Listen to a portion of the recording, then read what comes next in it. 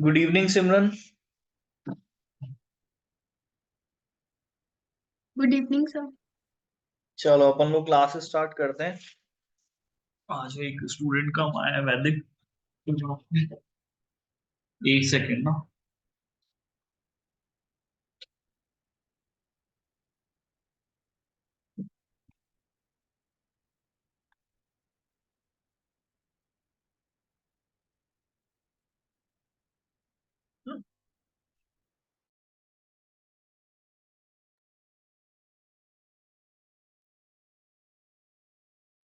ठीक है, तो कल हमने यहाँ पे कुछ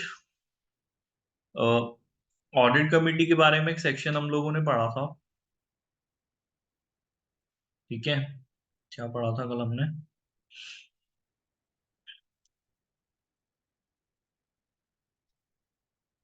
एक तो एफआरसी की गाइडेंस पढ़ी थी ऑडिट कमेटी के ऊपर। यहाँ पे ये एफआरसी क्या कह रहा है? एफआरसी फाइनेंशियल रिपोर्टिंग काउंसिल करके यूके की एक बॉडी है। इसने कुछ गाइडलाइंस दी है ना। तो जब आप कॉर्पोरेट गवर्नेंस कोड इंप्लीमेंट करेंगे अपनी कंपनी में, तो ये गाइडलाइंस आपको अदरवाइज ध्यान में रखनी है। ठीक है, ये कल हम लोगों का पूरा हो गया है। होप ये समझ में आ गया था। इसमें कोई डाउट है? ये पढ़ा आप लोगों ने घर पे? कोई समझ में आ गया? ये क्लियर? Yes sir.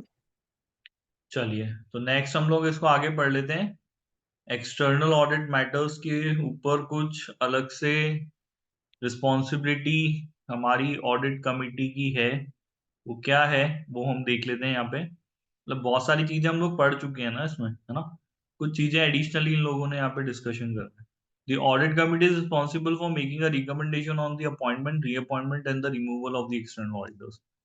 ठीक है, तो ये जो पूरा बेसिकली ये जो पूरा सेक्शन इन लोगों ने डिस्कशन किया है, वो हमारी ऑडिट कमिटी की एक स्पेसिफिक रिस्पॉन्सिबिलिटी को लेकर के डिस्कशन किया है। तो this section is basically dealing with the appointment, removal and reappointment of external auditor. ठीक है, तो ये एक अलग से आपकी स्पेसिफिक रिस्पॉन्सिबिलिटी है which is required to be completed by the audit committee. और ये कह रहे हैं कि भी आपको रिकमेंडेशन देना है, आप जिम्मेदार हैं रिकमेंड करने के लिए। देखो, रिकमेंडेशन और अपॉइंटमेंट में फर्क होता है। ठीक है, क्या फर्क हुआ? इन्होंने सिर्फ आपके ऊपर क्या रिस्पॉन्सिबिलिटी डाली है? इन्होंने यहाँ पे अपॉइंटमेंट की रिस्पॉन्सिबिलिटी डाली है सिर्फ, की रिकमेंडेशन की रिस्पॉन्सिबिलिटी डाली है? किस चीज की रिस्पॉन्सिबिलिटी डाली है आपके ऊपर? देखो, आपको इनको अपॉइंट भी करना है या आपको सिर्फ रिकमेंड करना है? क्या करोगे as a audit committee? What we have to do, we have to recommend the external auditor for appointment, reappointment and removal. See, यहाँ पे शब्दों का खेल है बेटा। ठीक है, तो आपकी रिस्पॉन्सिबिलिटी रिकमेंडेशन देने की, अपॉइंटमेंट करने की नहीं है। अल्टीमेटली एक्सटर्नल ऑडिटर का अपॉइंटमेंट कौन करेगा? The appointment will be made by the, ये चीज हमने प्रीवियसली चैप्टर में भी डिस्कशन किया है। अपॉइंटमेंट करने की जिम्मेदारी किसकी होती है? वो जिम्मेदारी शेयर होल्डर्स की होती है। ठीक है, तो अल्टीमेटली जो एक्सटर्नल ऑडिटर का अपॉइंटमेंट होता है वो शेयर होल्डर्स करते हैं। ठीक है, अब अपॉइंटमेंट करेंगे किसका, वो नाम रिकमेंड हमारी जो है वो ऑडिट कमिटी करती है। ठीक है भाई, समझ में आ गया यहाँ पे फर्क दोनों में? Yes sir. सिमरन, वैदिक, समझ में आई बात यहाँ पे?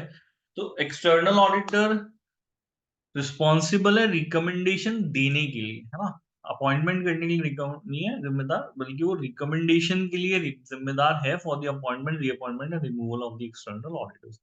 नाउ, अब जो FTSE 350 कंपनीज हैं should put the audit to tender at least once every 10 years to enable the audit committee to compare the quality and effectiveness of the services provided by the incumbent auditor with those of other firms। ठीक है, तो specially अब ये provision आपका FTSE 350 companies के लिए। देखो, FTSE 350 companies है कौन सी हमारे यहाँ पे? अच्छा, पहले भी डिस्कशन FTSE के बारे में किया था, जैसे इंडिया में हम लोगों के स्टॉक एक्सचेंज होता है, उसके ऊपर कंपनीज लिस्टेड होती हैं। हमारे पास सेंसेक्स है, निफ्टी है करके। ठीक है, तो वहां पे जो कंपनीज वहां के स्टॉक एक्सचेंज पे लिस्टेड है, ठीक है, उनमें से बड़ी 350 कंपनीज FTSE 350 कंपनी, उसको हम लोग कहते हैं। तो they are similar to, more like Sensex. हमारे यहाँ पे इंडिया में सेंसेक्स होता है, सुना है ना सेंसेक्स के बारे में? Yes sir. Previously we have already discuss about it.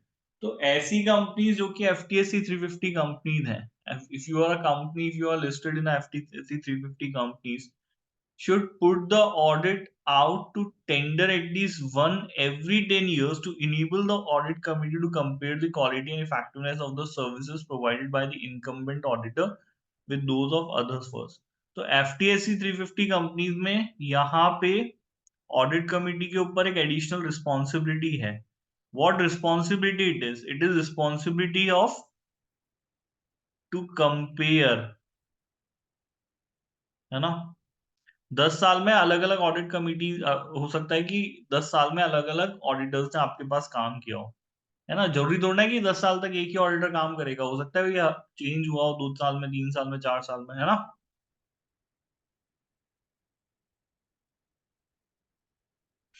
होगा नहीं होगा ऐसा जरूरी थोड़ा है। यस और नो? Yes sir.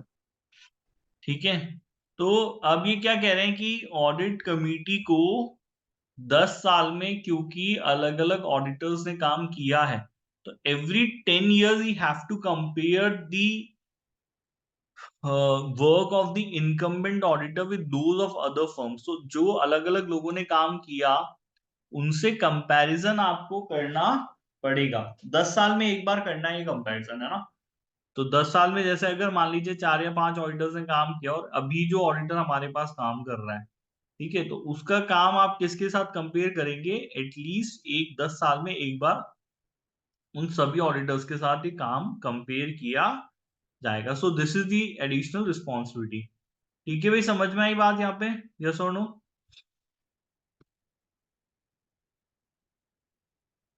ठीक है, इनकम्बेंट की मीन्स हो गया, इनकम्बेंट मतलब हो गया कि भाई वो पर्सन जो प्रेजेंटली करंटली काम कर रहा है। इनकम्बेंट मीन्स करंट ऑडिटर, ठीक है। Incumbent means current auditors. So you have to compare the work of current auditor with those of other firms. ठीक है, अदर फर्म्स जो कि आपके लिए काम कर चुकी हैं। तो ये कंपैरिजन आपको 10 साल में जो है वो एक बार करना पड़ेगा, कि अभी हमारे पास जो ऑडिटर काम कर चुका है, जो प्रीवियसली हमारे पास जो ऑडिटर्स काम कर चुके हैं, उनके काम के करने के तरीके में कितना फर्क था, है ना। किसने ज्यादा बेहतर काम किया, वो कंपैरिजन आपको करना चाहिए क्वालिटी एंड इफेक्टिवनेस का। चलिए भाई, समझ में आई बात यहाँ पे? यस और नो?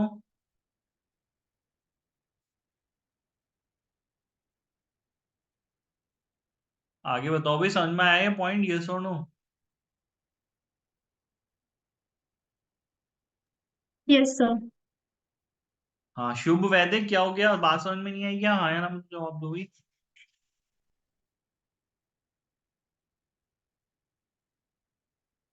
आ गई सर। हाँ, वैदिक, यू देयर और नॉट?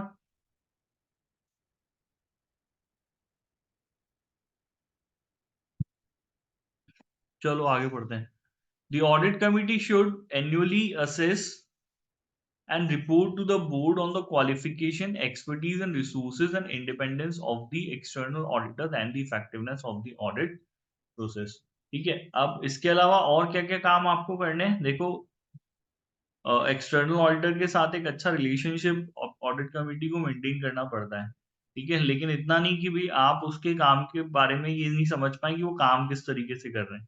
तो एक्सटर्नल ऑडिटर के का जो काम करने का तरीका है, ठीक है ना, इस एक्सटर्नल ऑडिटर के काम करने का एक एनुअल असेसमेंट हमारी ऑडिट कमिटी को करना पड़ेगा। ठीक है, annually assess and report to the board on the qualification, expertise and resources, independence of the external auditors and the effectiveness of the audit process। तो देखो क्या क्या चीजें आपको उस असेसमेंट में आपके इंक्लूड हो जाएगी। आपको असेसमेंट करना है कि हमारे पास जो भी प्रेजेंटली ऑडिटर काम कर रहे हैं वो क्या क्वालिफिकेशन है, उसकी एक्सपर्टीज, उसके पास क्या रिसोर्सेज अवेलेबल है, वो कितना इंडिपेंडेंट है, और जो भी ऑडिट प्रोसेस वो लोग फॉलो कर रहे हैं वो कितनी इफेक्टिव ऑडिट प्रोसेस है।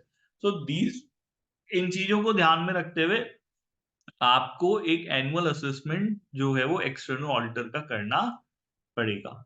ठीक है भाई, समझ में आ गया? यहाँ पे क्लियर है? यस और no? So this is about the annual assessment. एक एनुअल असेसमेंट करने की रिस्पॉन्सिबिलिटी आपको और दे दी है, एक एनुअल असेसमेंट की रिस्पॉन्सिबिलिटी आपको और दी है ना। Investigate reason. नाउ इफ हमारा जो एक्सटर्नल ऑडिटर है वो रिजाइन कर दे, ठीक है, तो उसके रेजिग्नेशन के लिए क्या रीजंस रिस्पॉन्सिबल है वो आपको इन्वेस्टिगेट करने, एंड कंसीडर वेदर, और ये देखना है कि क्या कोई एक्शन लेने की जरूरत हमको चाहिए, और ऑडिट कमेटी को इटसेल्फ को हिमसेल्फ को देमसेल्फ कोई एक्शन लेना पड़ेगा या नहीं लेना पड़ेगा। ठीक है, तो भाई रेजिग्नेशन बड़ी बात हो जाती है, एक्सटर्नल ऑडिटर रिजाइन करके चला गया, क्यों चला गया भाई, तो वो रीजंस आपको इन्वेस्टिगेट करने हैं। ठीक है, ये बात ऊपर भी बता दी इन्होंने, एनुअल असेसमेंट होगा जिसमें इंडिपेंडेंस आ जाएगी।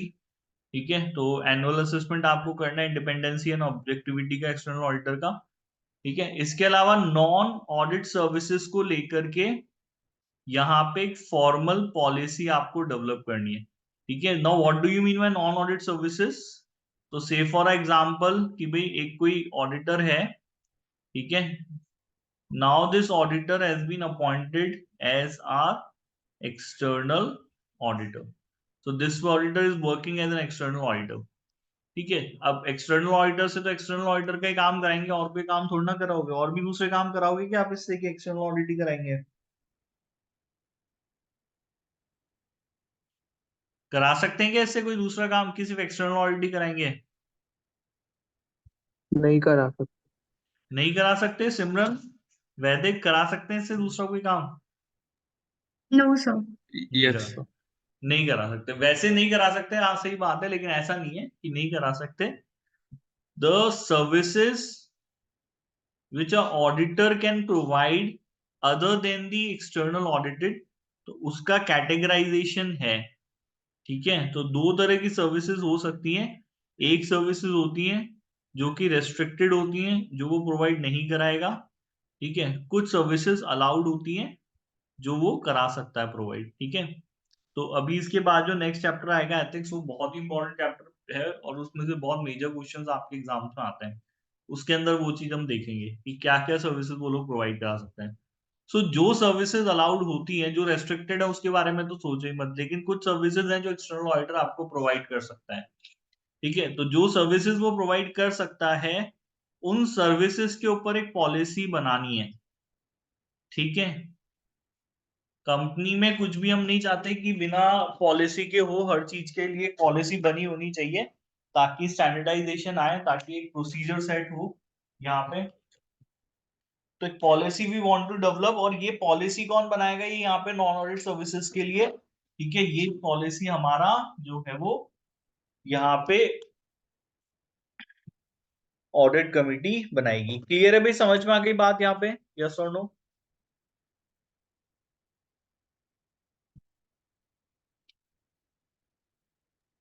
Yes, sir.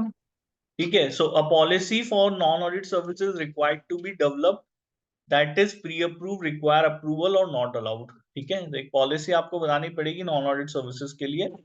ये जिम्मेदारी हम किसको दे रहे हैं? ये जिम्मेदारी हम लोग ऑडिट कमिटी को दे रहे हैं।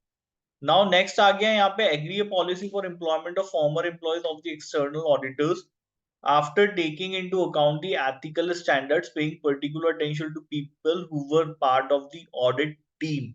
The audit committee should consider whether there been any impairment of auditors independence and objectivity in respect of the audit. So these are the additional responsibilities. क्या है responsibility एक बार समझना।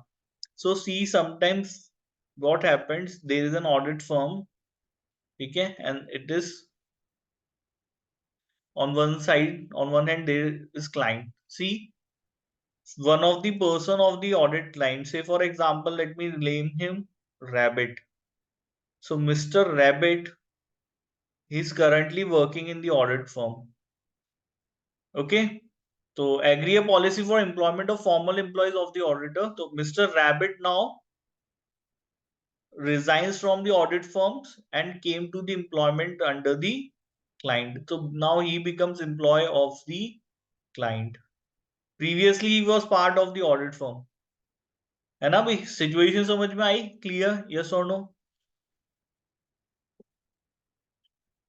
Yes, sir.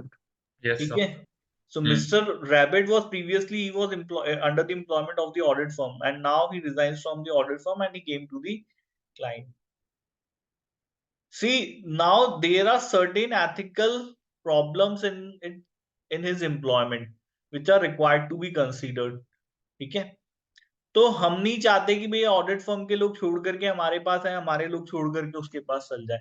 अगर ऐसे करने में हमारे को कोई दिक्कत नहीं है, कोई नहीं करना चाहता, नौकरी नहीं करना चाहता है, ठीक है, लेकिन वो आएगा तो कुछ हमारी एथिकल रिस्क अराइज होते हैं. ठीक है ना, एथिकल रिस्क हमारे अराइज हो जाते हैं.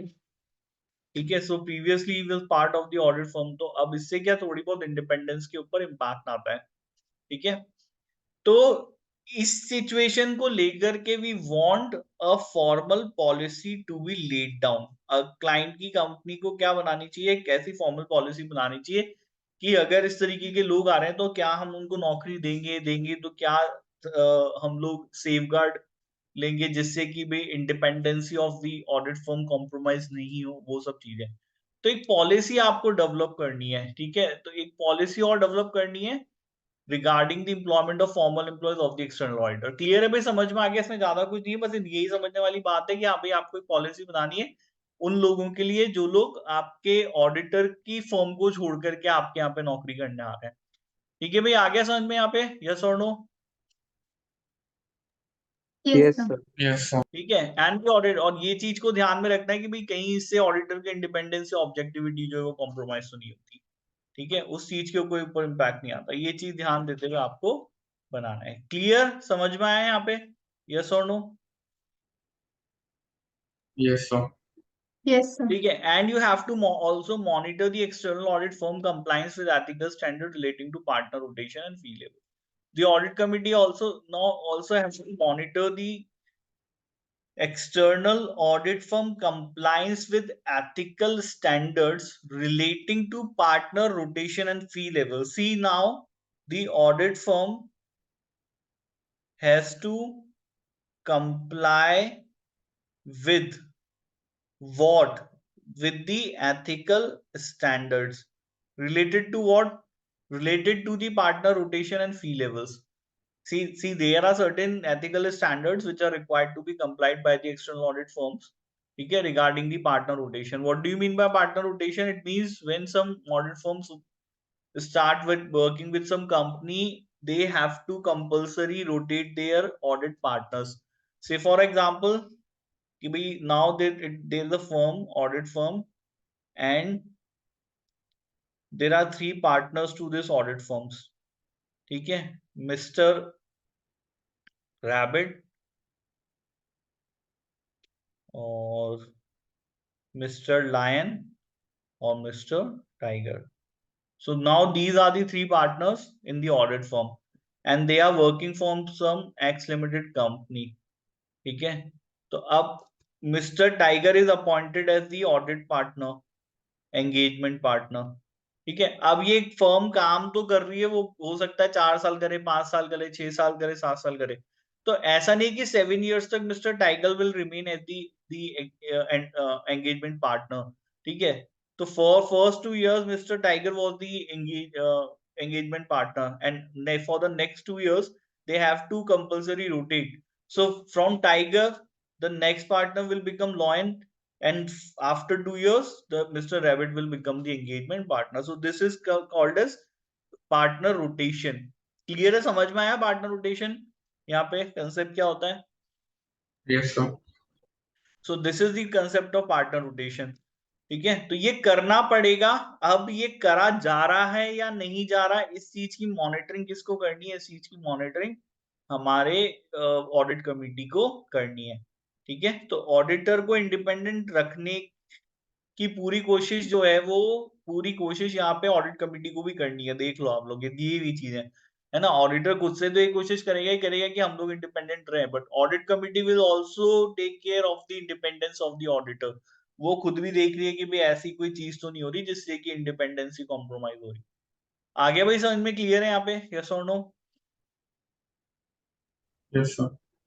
ठीक है। सो ऑल इन ऑन हम लोगों ने ऑडिट कमिटी के बारे में काफी कुछ डिस्कशन किया, और देखेंगे कि कुछ मेजर हेड्स में इसकी रिस्पॉन्सिबिलिटीज का डिस्ट्रीब्यूशन है। ठीक है। और मेजर हेड में डिस्ट्रीब्यूशन करें तो एक्सटर्नल ऑडिटर को लेकर के काफी सारी बातें हमने यहाँ पर करी हैं, है ना। मेजर कुछ चीजें हमने एक्सटर्नल ऑडिटर को लेकर के पढ़ी। ठीक है। तो हमारा जो सेकंड मेजर हेड है वो इंटरनल ऑडिट को लेकर के। यहाँ ऑडिट कमिटी की और भी कुछ बेसिक रिस्पॉन्सिबिलिटीज आपको देखने के लिए मिलेंगी। ठीक है। अब इंटरनल ऑडिट भी एक इम्पॉर्टेंट रोल है, ठीक है, जो किसी कंपनी में होता है। बेसिकली ये लोग बोर्ड को असिस्ट करते हैं, ऑडिट कमिटी को असिस्ट करते हैं कॉर्पोरेट गवर्नेंस की रिस्पॉन्सिबिलिटीज को पूरा करने में। इंटरनल ऑडिट ऑडिट कमिटी के साथ बहुत क्लोजली काम करता है। अब ऑडिट कमिटी क्या करेगी इंटरनल ऑडिट के लिए? पहले तो ये चीज ध्यान रखना कि audit committee will be senior to the internal audit function. ठीक है। ऑडिट कमिटी जो है वो सीनियर है इंटरनल ऑडिट फंक्शन पे, है ना। और इंटरनल ऑडिट फंक्शन जो है वो उसका जो होगा वो यहाँ पे एक सब आप बोल लो, या फिर एक जूनियर वर्क बोल लो, या उनका सब पार्ट बोल लो, ऐसा कुछ है। तो फंक्शन होगा तो वो ऑडिट कमिटी के अंडर होगा। ठीक है। तो ऑडिट कमिटी अब करेगी क्या क्या? ऑडिट कमिटी को इंश्योर करना है कि जो इंटरनल ऑडिटर है उसको डायरेक्ट एक्सेस बोर्ड और चेयरमैन का मिले, एंड ऑडिट कमिटी के साथ सीधी वो बात करे, और and is accountable to the audit committee. See the accountability relation, मतलब रिपोर्टिंग रिलेशनशिप हो गया ना। कैसा रिलेशनशिप हो गया अकाउंटेबिलिटी का? यहाँ पे it is reporting relationship, yes और no? It is reporting relationship. तो इंटरनल ऑडिटर आपको किसको रिपोर्ट करेगा? वो ऑडिट कमिटी को रिपोर्ट करेगा। ठीक है भाई, समझ में आ गया यहाँ पे, यस और नो? आया ना? Yes, sir. शिव समझ में आ गई बात यहाँ पे? तो इंटरनल ऑडिटर इज अकाउंटेबल है ऑडिट कमिटी को। Review and assess the annual internal audit work plan. इसके अलावा जो भी प्लान आपका एनुअल ऑडिट वर्क का, एनुअल इंटरनल ऑडिट का काम का है, उसके प्लान को रिव्यू करना, उसका असेसमेंट करना, पीरियोडिक रिपोर्ट्स मांगना on the results of internal audit work. तो इंटरनल ऑडिट जो काम करेगा पीरियोडिकली हफ्ते भर का, महीने भर का, 3 महीने का रिपोर्ट मांगे। ठीक है। मैनेजमेंट की रिस्पॉन्सिवनेस को रिव्यू कीजिए, मॉनिटर कीजिए to the internal audit findings and recommendation. तो see what happened, the internal auditor is working, he find some deficiency. ठीक है। He find some deficiency, he reports to the management कि भैया ये सुधारो, ये कमी है। ठीक है। मैनेजमेंट ने सुना, काम से सुना, दूसरे काम से सुधार दिया। तो इस फंक्शन का काम क्या हुआ?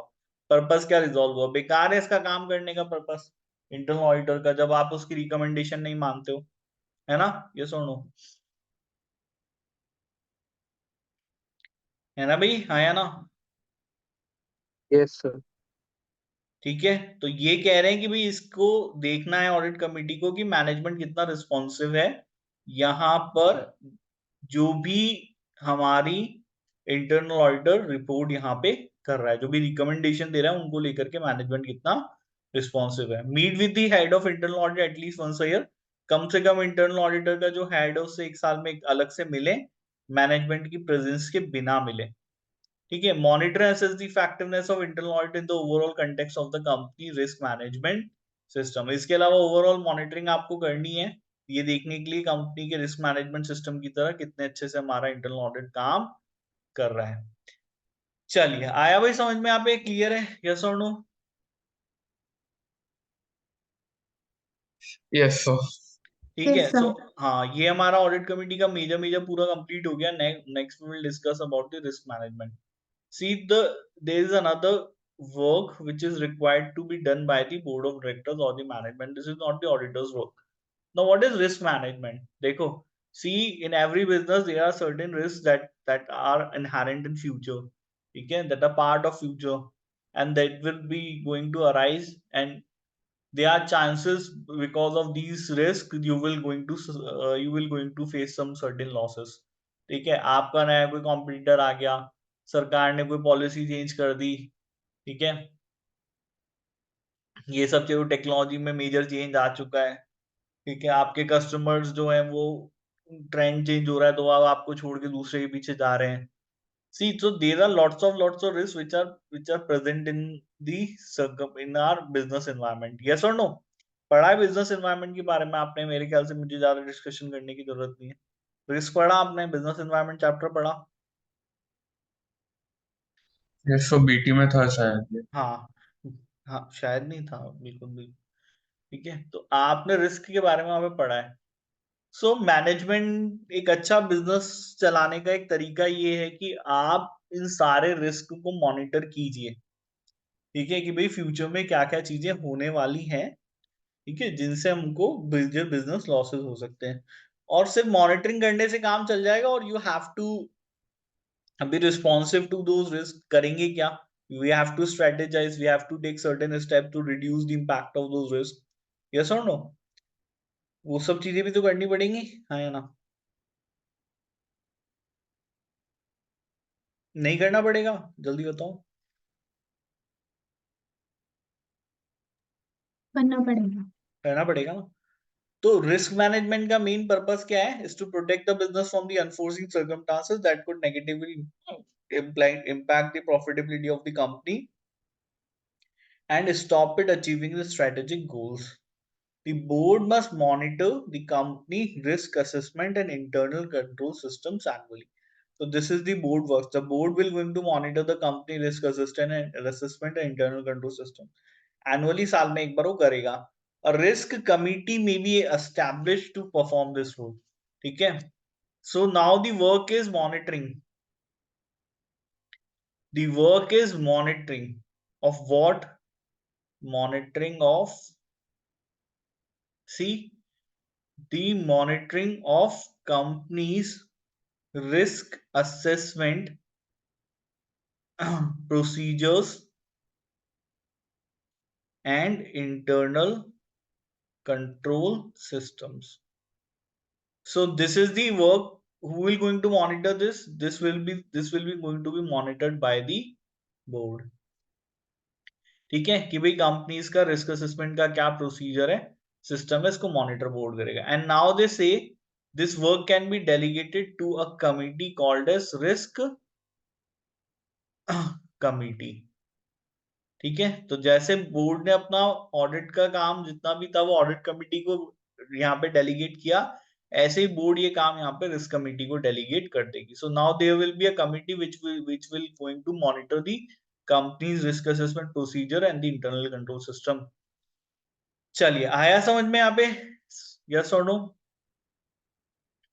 Yes sir. ये चीज. यस अब ये कमिटी का, ये तो सिर्फ इन लोगों ने मोटी मोटी बात कर दी, इसको डिटेल में पढ़ना पड़ेगा कि ये और क्या क्या काम करेगी. तो ये जो कमिटी है ये बेसिकली एडवाइस करेगी कि हमारी कंपनी कितना रिस्क ले सकती है, द रिस्क एपेटाइट. ठीक है, review and approve the risk management strategy, और whatever the strategy has been created, उस स्ट्रेटेजी को रिव्यू करना और उसको अप्रूव करना, ये हमारी कमिटी का काम होगा. And advising the board on risk exposure. इसके अलावा बोर्ड को यहाँ पे रिस्क एक्सपोजर को लेकर के ये एडवाइस करेगी. कंपनी फेस मैन है. अब रिस्क क्या क्या हो सकते हैं? दिए सर्टेन एग्जांपल्स. टेक्नोलॉजिकली ऑब्सोलीट हो जाओ, की स्टाफ छोड़ के भाग जाए, आईटी सिस्टम फेलियर हो जाए, गवर्नमेंट पॉलिसी चेंज हो जाए, कोई नेचुरल डिजास्टर हो जाए. तो these are the certain risk. Companies को एक मैकेनिज्म चाहिए इस तरीके के रिस्क को आइडेंटिफाई करने के लिए.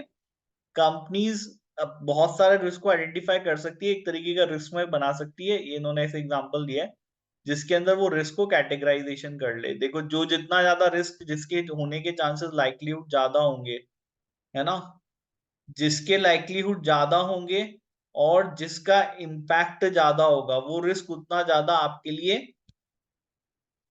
प्रायोरिटी में ऊपर आ जाएगा, है ना भी. जिस रिस्क के होने के चांसेस ज्यादा है और जिसका इम्पैक्ट ज्यादा है वो प्रायोरिटी में ऊपर आ जाएगा. जिसके लाइक्लीहुड कम है और जिसका इम्पैक्ट कम है वो प्रायोरिटी में नीचे चला जाएगा. सीधी सी बात है। आ गया समझ में? यस और नो? हाँ या ना? Yes sir.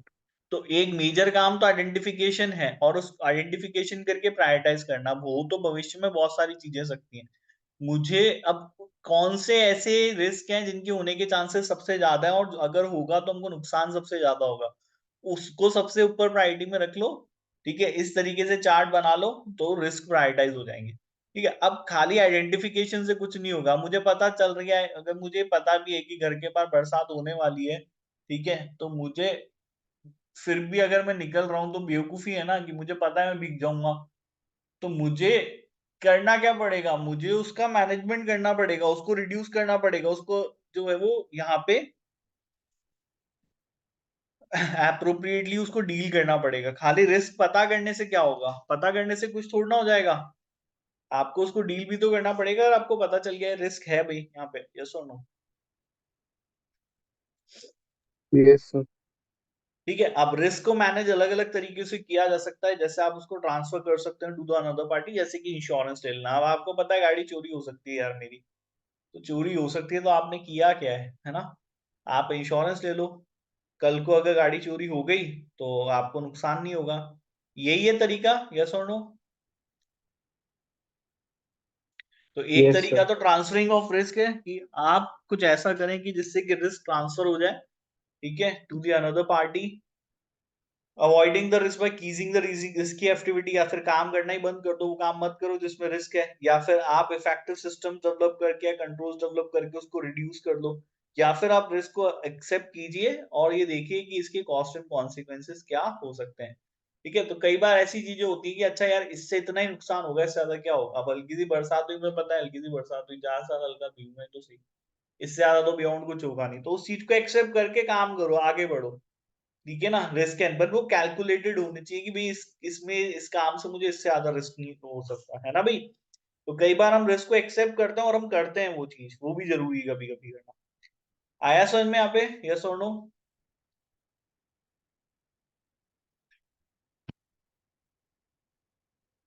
आगे भी समझ में क्लियर है? आगे बढ़े यहाँ पे, यस और नो? Yes sir. ठीक है, यस तो सर। एक एक इन्होंने रिस्क को रिड्यूस करने का एक तरीका बताया है, कंपनी में इंटरनल कंट्रोल्स इनकॉर्पोरेट करके। ठीक है, कंपनीज के सिस्टम एंड प्रोसीजर्स में एक तरीका है ना? अच्छा, रिस्पॉन्सिबिलिटी डायरेक्टर्स की है यहाँ पे, रिस्क को रिड्यूस करना, रिस्क को मॉनिटर करना, रिस्क को आइडेंटिफाई करना। ठीक है, इंटरनल कंट्रोल सेटअप करना और उनके एप्लीकेशन एंड इफेक्टिवनेस को मॉनिटर करना।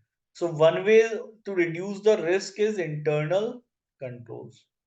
ठीक है बेटा, इंटरनल कंट्रोल सेटअप करके आप रिस्क को रिड्यूस कर सकते हैं। Now the directors are responsible to implement these controls and to monitor their applicable and effectiveness. See, तो डायरेक्टर रिस्पॉन्सिबल है कि इस तरह के इंटरनल कंट्रोल्स को इंप्लीमेंट किया जाए, and after implementing these internal controls, in controls को मॉनिटर किया जाए कि ये अपना काम जो है वो इफेक्टिवली कर रहे हैं या नहीं कर रहे। क्लियर है? समझ में आया? सो this is the responsibility of the directors. The risks considered by management are numerous. They come from both external and internal sources. The main aim of risk management is to protect the business from unforeseen circumstances. ठीक है, सब बात हो। अब हमारी auditor की responsibility क्या है वो देख लेते हैं। यहां तक तो अभी तक सिर्फ डायरेक्टर्स की रिस्पॉन्सिबिलिटी, क्या ऑडिटर्स की रिस्पॉन्सिबिलिटी है रिस्क को लेकर के? देखो क्लियर क्या लिखा है, आप रिस्पॉन्सिबल नहीं है इंटरनल कंट्रोल सिस्टम्स को ना तो डिजाइन करने के लिए ना इनके इंप्लीमेंट करने के लिए। आपकी कोई जिम्मेदारी नहीं है कंपनी के रिस्क मैनेजमेंट को लेकर के, है ना भाई? आया समझ में? आया ना? आपकी कोई जिम्मेदारी नहीं है, आपकी जिम्मेदारी है असेसमेंट की। किस चीज की जिम्मेदारी है आपकी? असेसमेंट। असेसमेंट करेंगे किस चीज का? जो चीज पहले से बनी हुई है उसी चीज का करेंगे ना असेसमेंट तो। आया ना? कोई चीज अगर एग्जिस्ट ही नहीं करती तो क्या उसका असेसमेंट किया जा सकता है? कर सकते हो? सोचो भाई, कोई चीज एग्जिस्ट नहीं करती तो उसका असेसमेंट कर सकते हो क्या? No sir.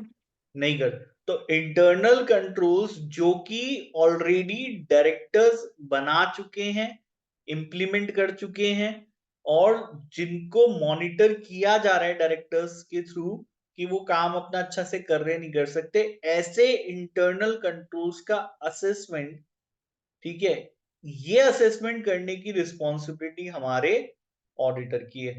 ठीक है, वो काम तो पहले से कर रहे हैं, लेकिन क्या वो कब काम अपना अच्छे से कर रहे हैं नहीं कर रहे जिस पर्पस के लिए उनको बनाया था, ऐसा असेसमेंट हमारा ऑडिटर करेगा। On the effectiveness of controls और reducing the risk of material misassessment, तो auditor have to assess whether the internal controls are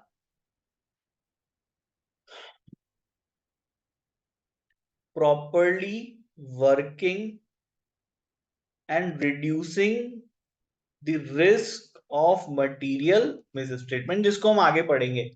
ठीक है, तो ये असेसमेंट आप करेंगे। They incorporate this into this overall audit risk assessment which allowed them to design their further audit procedure। ये पढ़ेंगे हम लोग आगे। तो आपकी रिस्पॉन्सिबिलिटी क्या है इन इंटरनल कंट्रोल्स का असेसमेंट करने के लिए कि भाई क्या ये इंटरनल कंट्रोल्स अपना काम अच्छे से कर रहे हैं और ये रिस्क ऑफ मटेरियल मिसस्टेटमेंट को रिड्यूस कर रहे हैं। अगर इनमें इनके असेसमेंट में इनको पता चलता है कि इनके अंदर कोई डेफिशिएंसी है, ये कंट्रोल्स अपना काम अच्छे से नहीं करते, इनमें कमियां हैं जिनको दूर करा जाना चाहिए, तो वो बात आप कम्युनिकेट करेंगे। ISA 265 करके एक स्टैंडर्ड है जो कहता है कि इस तरह की डेफिशिएंसीज को आपको एप्रोप्रिएट लेवल ऑफ मैनेजमेंट और TCWG मतलब दोस्त चार्ज विद गवर्नेंस के साथ कम्युनिकेट करना, जिनको बता देना चाहिए कि भी ये कमी है आपके कंट्रोल में, इसको दूर कर लीजिए। बस इतनी आपकी जिम्मेदारी है। आगे भाई समझ में यहाँ पे क्लियर है, यस और नो? Yes sir. तो असेसमेंट करना प्लस कम्युनिकेशन करना, ये आपकी दो रिस्पॉन्सिबिलिटीज यहाँ पे इन्होंने डिस्कस करी है। चलिए समझ में आया, क्लियर है यहाँ तक, यस और नो? जल्दी बताओ भाई।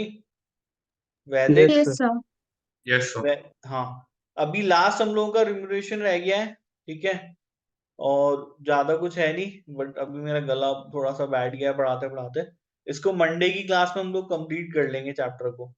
ठीक है भाई, ये चैप्टर आप लोग मंडे तक रिवाइज पूरा कर लेना। ठीक है, क्योंकि हो सकता है कि मंडे को हम कुछ क्वेश्चन सॉल्व करें फिर इसके, है ना, एक रिम्यूनरेशन करके टॉपिक और रह गया, तब इसको कंप्लीट करें। चलिए समझ में आया जो पढ़ाया, कोई डाउट है इसमें? No sir. चलिए शुभ, यस सर। कोई डाउट है? No sir. चलिए Simran, no sir, no doubt. चलो घर पे पढ़ लेना, मंडे को पढ़ लेना, को रिवाइज करके आना एक बार चैप्टर ढंग से, हो सकता है कुछ क्वेश्चन सॉल्व करें हम लोग। चलो आज की क्लास यहीं खत्म करते हैं, bye, good night. Thank you sir. Thank you sir, good night. Thank you sir.